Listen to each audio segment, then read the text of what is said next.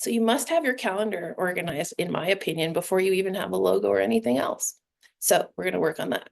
Okay, the homework that I assigned from last week was, what is the MOS of your business? What is the thing that you're selling beyond quitting smoking or migraines or depression or divorce recovery or whatever your niche is? Your niche is your niche, but your MOS is, what is hypnosis actually going to produce?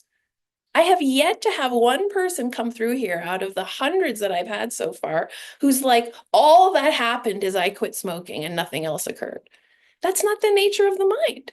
The mind doesn't work that way. So it doesn't make sense to tell people, oh, this is what I'm going to sell you, when what really happens is other than that.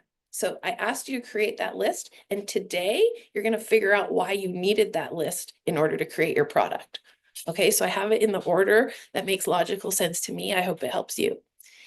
The other homework that I gave you on day 2, which was the practice day, was please snapshot your business today or tomorrow, before picture. I used to do weight loss. That used to be my thing before I got into hypnosis. So I would coach women through, nutritional programs and all kinds of things.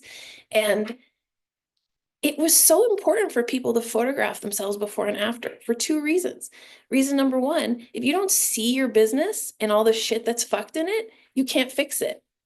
So you have to see it. You have to look at each web page. You have to look at each link you have. Karen's a perfect example. Here I am selling this product, and it took her 5 touches with me to get the fucking link to work. That's my problem. That's me making a mistake. That's 20 minutes out of my time that I could have made a grand or two publishing something that I wasted because my back end is not correct. That's my problem. So it's really important to snapshot your business, look at all the touch points between you and your clients, and have a really clear view, like the clients do who are losing weight, of where you're fat. If they see themselves in the photo being like, yeah, my ass is really a lot bigger than I want, then that tells them I should probably work on that. But I know you're all laughing, because what happens is the clients are like, no, I'm not going to do that. I don't care. It's not for looks. Okay, I don't give a shit about that. All I'm saying is be realistic with yourself. I don't care if you're here for looks or not. Just look at yourself honestly and look at your business honestly so that you can change it. It's very simple. It has nothing to do with judgment or anything. It has to do with reality. So I want you to have a snapshot of your business now. So go and take some screenshots, take some notes, look at it, because as you go through these months, you'll see it change, and it'll help you to know that you actually invested to have that proof, so to speak, and the evidence of what you need to do. Okay, so now I'm going to add a few more tenets, and then I'm going to go through the product, which is our main topic for today. And like I said, I'm just going to talk for like 30, 45 minutes, then I'll stop and answer the questions that were posted and any other questions that you have. We'll get through it all in, let's say, 75 or 80 minutes. Okay, tenet number 1, 2, 3, 4. I think we're on number 5 right now. Go first, iteration, failure, asymmetry. So that means 4. So number 5. Okay, everybody, very important. Begin. You've been here a month already. Did you do anything? Did you change anything? Did you begin to inquire? Like, be honest with yourself. You have to begin. Okay. Everyone has heard this, joke or whatever it is on the internet, that being an entrepreneur is like jumping out of a plane and building the parachute on the way down. Like, nothing could be more true than that. There's absolutely no way to prepare for what business is going to teach you except to jump. The reason for that is because, in my opinion, this is like an expression of your soul, right? We're not opening a carpet business. We're not opening a real estate business, because those are already made. Like, you go to work at Keller Williams, they're like, okay, here's the Keller Williams training. Okay, here's your badge. You become a little, robot, you do their thing, whatever. This is not that. This is not only a standout business, it's a standalone business expressing you. If there's no brand behind it that expresses you or your niche or your interest or whatever, it doesn't really make that much sense because rapport is so vital to what we do. So you have to build the parachute on the way down, because how the hell are you supposed to know what that expression of your subconscious is until you find out? So a lot of you are looking at me like, how'd you figure that out? How'd you get this gold theme going? How'd you get this Mama Soul Doc thing? How'd you get your little Snoopy thing? I don't fucking know, you guys. They came to me in my mind through my subconscious because I was listening. I mean, that's like my best answer. I didn't sit down and be like, what color? What's the name? Like, they all were ideas that just came into my soul. So you have to be receptive to your life's work if you're going to do your life's work. Okay, so I'm going to read you just a couple of lines from the screen is weird, but anyway, this book is called Do the Work. Do you guys have it? Stephen Pressfield. So I'm assigning you this book. I'll put it in the group. But I'm going to read you a little, it's a really super readable book, by the way. He wrote it in like vignettes, so you don't have to read pages at a time. It's very useful. Start before you're ready. Don't prepare. Begin. Don't prepare. Begin. Remember, our enemy is not lack of preparation. It's not the difficulty of the project or the state of the marketplace or the emptiness of your bank account. The enemy is resistance. The enemy is your chattering brain, which, if you give it as much as a nanosecond, will start producing excuses, alibis, transparent self-justifications, and a million reasons why we can't, shouldn't, won't do what we need to do. So you have to start before you're ready. Good things happen when we start before we're ready. For one thing, we show guts. Our blood heats up. That's what I was just saying. Courage begets more courage. The gods, witnessing our boldness, look upon us in approval. I do believe that. Like, I think some of these ideas come from the universe hearing, oh, I'm ready for this, so give me an idea. So here's a quote from W.H. Murray. Until one is committed, there is hesitancy, the chance to draw back, always ineffectiveness. Why would I tell you guys that? Because you're all telling me the same thing. There's something ineffective going on in my back end. Okay. Until one is committed, there is hesitancy. You're causing your own hesitancy. There's always an ineffectiveness. Concerning all acts of initiative and creation, there is one elementary truth, the ignorance of which kills countless ideas and splendid plans, that the moment one definitively commits oneself, then providence moves too. A whole stream of events issues from this decision, raising in one's favor all manner of unforeseen incidents and meetings and material assistance, which no man could have dreamed would ever come his way. I have learned a deep respect for one of Goethe's couplets. Whatever you can dream, whatever you can do or dream you can do, begin it. Boldness has genius and power and magic in it. So begin it now. So here's an example. My course is not selling that great right now. Some of it is because it's January, it's February, it's not a great time. That's an excuse. But I'm thinking to myself, what am I doing wrong? Oh my God.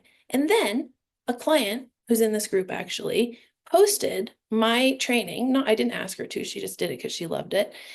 In some entrepreneurship group, what happened? Yesterday, I got a whole bunch of discovery calls into the training. So I'm sitting here being like, oh shit, shitting my pants, right? What am I going to do? And I know what to do. It's not a big deal. I know how to move out of that. But I'm just saying, in my mind, you're thinking, oh, something. But then something happens. Somebody else supports you. Somebody else shares it. There's a referral, whatever. So if you're in business, you become part of this information network where all these things occur. If you don't begin and you don't know what your product is and you don't know how to put it out there, then there's no place or opportunity for that play with the universe. So you have to begin, even if you're not ready, even if you don't know what the fuck is going on, what you're doing, you're totally guessing. You're doing what Cindy's doing over here, which is like having a blind faith moment of like, how am I going to sell this? How am I going to change just begin and see. Maybe you have to scale it back. Maybe you have to change it. Maybe it turns out you're not that good at it and you can't do that. That's possible. But if you don't begin, you won't know. As you begin, there's a caveat or whatever, like an A and a B part. A is be primitive. You don't have to be sophisticated when you begin. Listen, think about this. Every hospital room is nice and clean when the pregnant mother gets there. That's the way it's organized, right? Oh, a new, nice, disinfected room. Every mother in labor makes a huge mess. There's just no way to get around it. The room is pristine, and the act of giving birth is a fucking mess. It's full of screaming and pain and blood and, chaos. That's the act. I know, I'm right, aren't I? That's the truth of it. And you can pretend like, oh, it's going to be organized. Oh, I'm going to be, ready. But let me tell you, when you go to give birth and to make it happen, blood. It's just the truth. And if you're not prepared to be in that gore and in that blood, you're not cut out to be an entrepreneur. Hate to break your heart, but like, that's just the truth. I was chatting with one of my friends this morning. She was like, oh, you're going to teach business today. She was like, well, how do you do that? In some kind of, sweet questioning, what the fuck kind of way. And I was like, I just love it. Something I love to do because I love being in that disaster. Like, I am not good at, oh, here's your job. It starts at 9. Now you have to do this. We have a meeting at 10. We're going to have cake in the lunchroom at 12. Like, some people love that. But for me, I'm like, just fucking murder me. I don't want to go. I don't like it. I don't want to be in your radiant fucking floor and in your fluorescent lights. And I'm bad at that. Some people love it. I'm just bad at it. What I like is the challenge and the craziness and the unpredictability and the unlimited growth potential. And all of you people who've come into my life and all these messages that I just really enjoy all that. So that's the guts of business. And if you don't want to deal with chaos and blood and gore, you're screwed. So it's got to be primitive. You got to go primitive to start at least. We'll make it sophisticated somewhere down the road, maybe. The second thing under begin is A, primitive, B, bigger than you think. Go big. Because, let me tell you why. Because the bigness in your mind, when you produce it, is only 10% of what you see in your mind. So if you see only the minimum thing you need to produce, and you only produce 10% of that, it's way too small. So your mind distorts what is actually going to happen. Like, the business I have in my mind is 10 times bigger than this business. And I'm moving progressively day by day, like 1 millimeter at a time towards my big vision. But if I held the vision of this business in my head, I'd be 10 times smaller and you wouldn't even know who I am. Like, this screen needs to be 10 times fuller. I would be happier with that. But I can't do that if I don't hold that vision in my head. So you have to sacrifice something in your life to create that space to think that big. Like, there's a couple people who aren't here today who were here last time, and I wanted to ask them, like, given the goals you told me, like, I heard a few goals like 175 and 150 and 100 in my first year. What are you going to give up in your life to make space for the 10 times bigger commitment? Because if you keep your life the way it is, you don't have space for all that. So, like, you're going to have to give something up at some point, whether it's a hobby, a time-wasting activity, an addiction, a way you're working right now that's not productive enough. You got to think through, how do I make this trade-off so that I can go bigger? So that's A and B. Primitive, big. Now we're going back to the overarching list of tenets. The next tenet I want to add after begin, which is number 6, is number 7. Be in the habit of business. Be in the habit of business. That means not looking at from the outside at your business, like, oh, I should go in that ring later. Oh, I should open that door someday later, tomorrow, this afternoon, whatever. But actually be in the habit of business from the moment you wake up. In the morning, when I wake up in the morning, you guys all know I have problems with my ex, with my kids, whatever, with the custody, etc. Yes, of course, when I wake up, I think, poor me, just like everybody else. Oh, what am I gonna? And then my next thought after that is, I'm so blessed that I have the opportunity to be here and to work with this. I'm so lucky that I get to work with these clients today. And then, despite all of my personal issues, location issues, hesitancy, not liking how my hair looks, depression, headache, whatever, still, the business opens and my first post goes out and I check in with all my clients and I check in with all my, not my clients, but my students, and I check all my questions that have been asked to me overnight.